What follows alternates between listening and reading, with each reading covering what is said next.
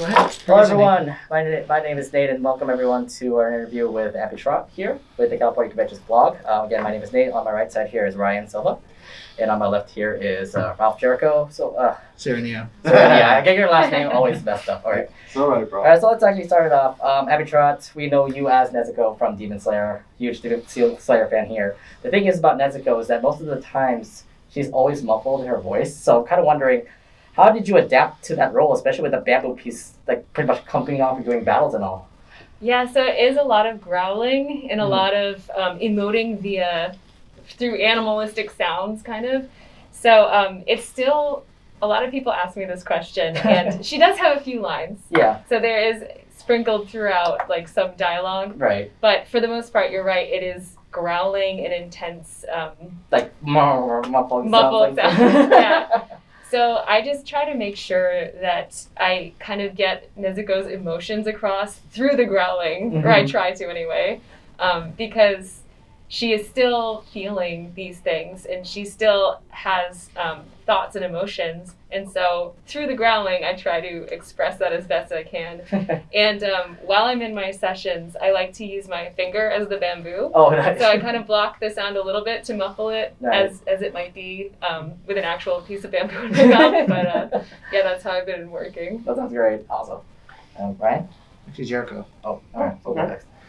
So you voiced Avril Mead from Ace Combat 7: Skies Unknown. I did. Have you played any of the previous games in the franchise? I have not, actually. That is one property that has escaped my childhood somehow. So I knew that it was a very popular game franchise when I booked the role of Avril. So I was hoping that fans would enjoy this version of the game. Oh, I definitely enjoyed it. Yeah, and I loved voicing Avril because she was such a, can I say badass? Yeah. You're unfiltered, so go ahead. She's such a badass that I just had a great time voicing her. All right, given that you did the song Lifelight for Super Smash Bros. Ultimate, did you ever expect it to be like as well renowned as given the popularity of the game, or just like since it's been out since 2018? No, I had no. So when I auditioned for this song, I had no idea what I was auditioning for. So when I got to recording, I found out that it was for Smash Brothers. And I didn't know how popular the game would be. Like, I had no concept of that when I first booked this song.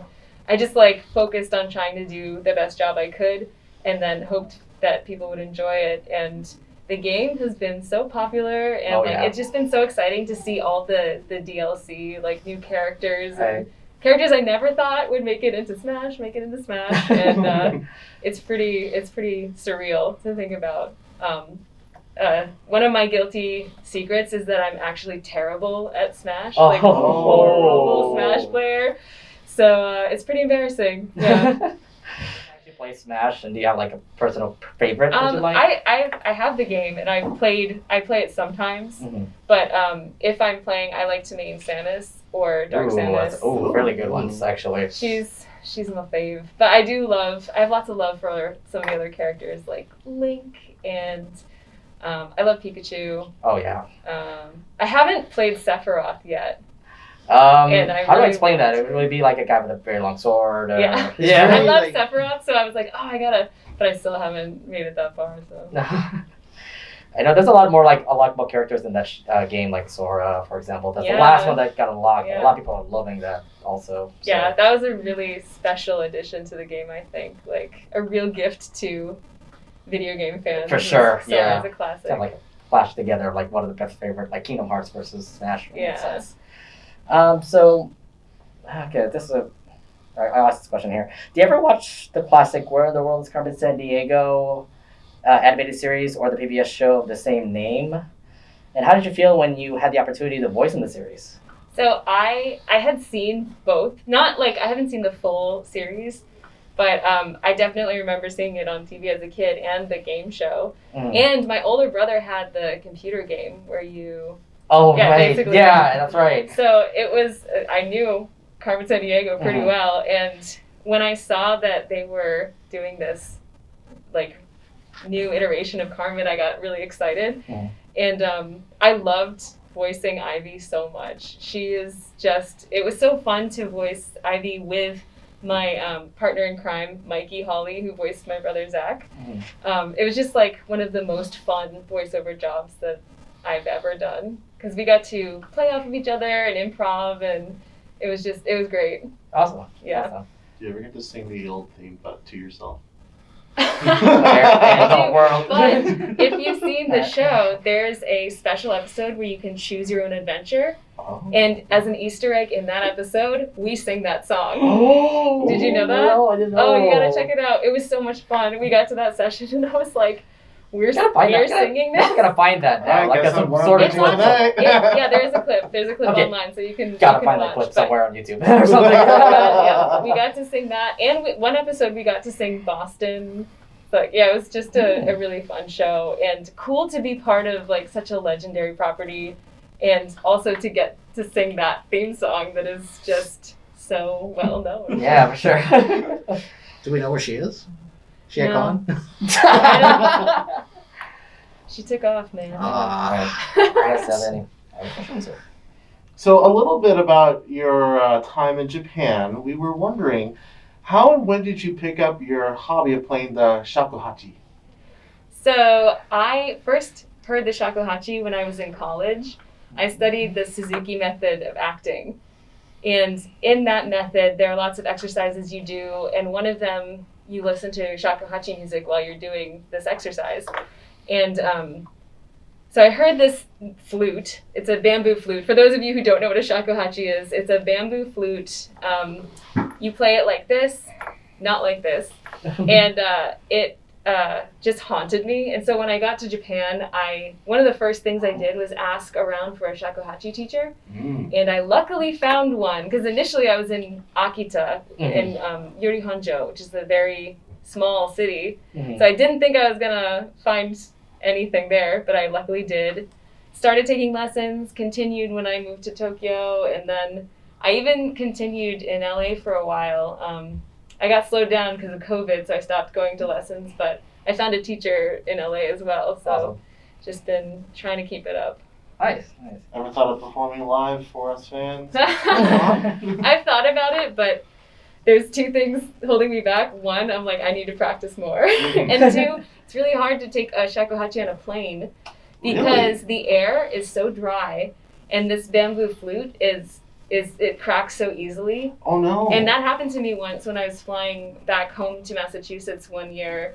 It cracked, and you have to have it repaired. So it's yeah.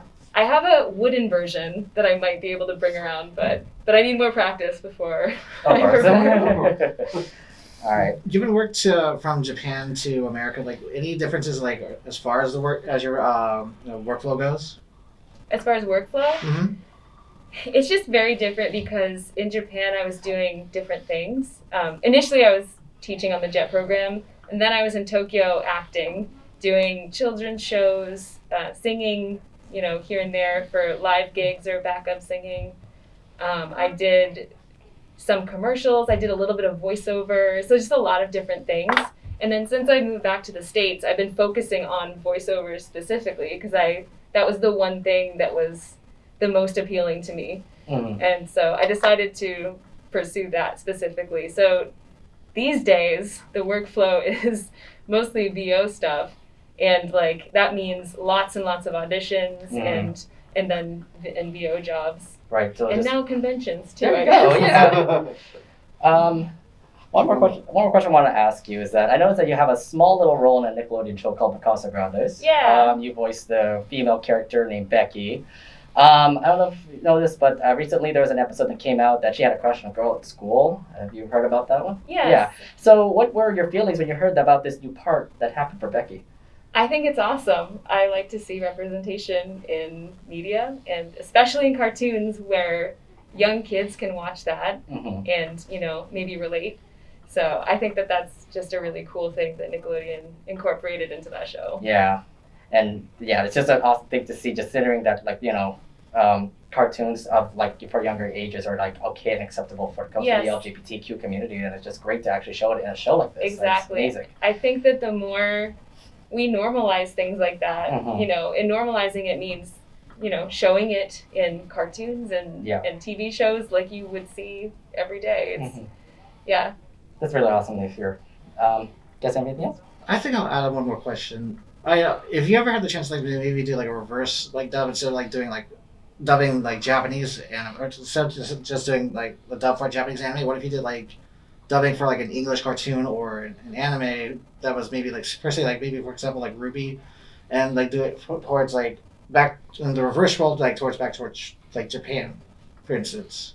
So doing So the you dub- mean having an English show dubbed into Japanese? Mhm. Which show would I want? I mean, ideally, have you ever thought about like doing like kind of like a reverse though? Reverse like Carmen Sandiego, reverse Casagrandes. You mean me speaking Japanese? Yeah. Mm-hmm. I don't think so because my Japanese is not that. I'm not native level, and I say I used to be fluent, but these days my Japanese is pretty rusty. So I think that you'd be better off having a native Japanese speaker do that. And they do that. Like they take a lot of American shows, dub them into Japanese. SpongeBob is over there. A lot of Cartoon Network stuff. So For sure. yeah. If you guys say anything else, that's all I have for the questions. I think that's it for round table. Abby, is there anywhere like anyone reading or watching can actually find you? I am on Twitter at Abby Trott and Instagram at Abby Trott. I'm on TikTok at abby.trott, but I barely use TikTok these days. You know what I mean? Me too, to be honest. Yeah. I really don't actually. The only thing I care about is like the funny videos that always pop up with Yeah. TikTok. It's not really me recording anything funny. Right. I have the intention of making more TikToks. I just don't have the time. So Right, exactly. I'll get on it. someday. Hope to You're see gonna you get again. more free time, right? We'll see. Well, for those of you watching, that's our interview with Abby Trott. Thank you so much for your time. We really appreciate you having sitting down with us. Yeah, thanks for talking Yeah, to thank me. Thank you so for much. this interview, and I hope you have an awesome time here at Kumoricon. Thank you. So far, so good. All right, And awesome. Thank you, everybody.